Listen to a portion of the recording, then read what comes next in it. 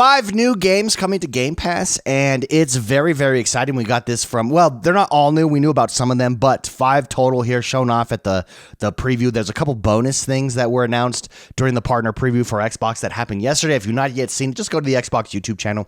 It's up there. You can watch it. My favorite, hands down, of all of them is this that is on screen right now. This is called The Altars. Basically, you are stranded on a planet. You're a one-man machine. You're by yourself. You're on a machine, but you're by yourself. And the only way to operate the base that you're at is to clone yourself. And every time you clone yourself, and for lack of a better term, I'm using the word clone. I don't think that's what they called it, but you essentially clone yourself. And every time you clone yourself, that takes a part of your personality. And so each one of you is only good at one thing or has strengths and weaknesses that the other doesn't. You've got to run from the sun. It's this hostile planet. You've got to constantly move your base. The only way to move it is utilizing everybody. It looks interesting. It looks fascinating. It looks like Fallout Shelter on steroids, and I'm here for it. But that was just one example of like, wow, hey, wait a minute. These games that are coming here to Game Pass are pretty good. Let's go over them. And then I've got some questions that I wrote down just on which one of these titles could become the cult classic.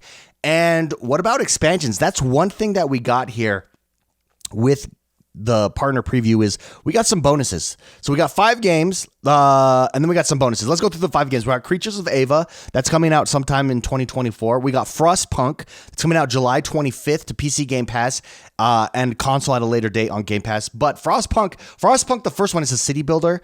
It's already here. It's been on Game Pass before. If not, currently is on Game Pass. I don't remember. I downloaded it. I never jumped in. It didn't really appeal to me. I did download it thinking like, okay. And then I tried, I think I tried it for like 15 minutes and I was like, it's not really for me. But Frostpunk 2, it's a beautiful looking game. That's another one that piqued my interest and looked pretty good. We then got Kunitsu-Gami, Path of Goddess from Capcom. That looks fantastic. That's coming sometime in 2024 to Game Pass. Sleight of Hand did not have a date. Sleight of Hand is a looks like a stealth magician game that you're playing. And then, of course, right here, that's on screen, The Altars, which is my game of the show, for sure. Very much looking forward to that. The 2 bonuses were Final Fantasy Online Starter Edition, dropping March 21st, which is fantastic news. I actually jumped into Final Fantasy Online over the weekend. It's in game preview on Xbox. I jumped in on the PC. I purchased it there. I'm going to have to purchase it on the Xbox as well, but I'm very much looking forward to it. I jumped in so I get a head start. Why didn't you just get in the game preview, you may ask, on Xbox? It's because I already had a Final Fantasy account that I had started years ago, and you can only get like the limited free trial. So mine had expired, and I didn't want to start a new account, so I just started on the PC. But luckily, there's cross-play, cross-platform, cross-save. I'm going to bring that over to the Xbox. I believe I have to buy it again on the Xbox, which is a little bit of an issue, but I'm going to bring it over to the Xbox on March 21st. I almost said March 21st. And then finally, what was very interesting as well, the other bonus one was Persona 3 Reload was actually an expansion pass with 3 expansions as a part of that. Now, typically on Game Pass, you're getting games at their base level, and then any expansion or DLC you pay for over and beyond that. And that makes sense. I think that that's a good business model. I think that makes sense. But here with Persona 3 Reload, we're getting 3 expansions with the expansion pass, all included in Game Pass. That's huge. That's big. And I think that just 100% adds to the value that is Game Pass. I think the value is it's always been undeniable. It's becoming jaw-droppingly undeniable. I don't know how else to say that. Overall, the partner preview program works out really well. It's fantastic. I think the power here is you don't have to have these games exclusive to your console.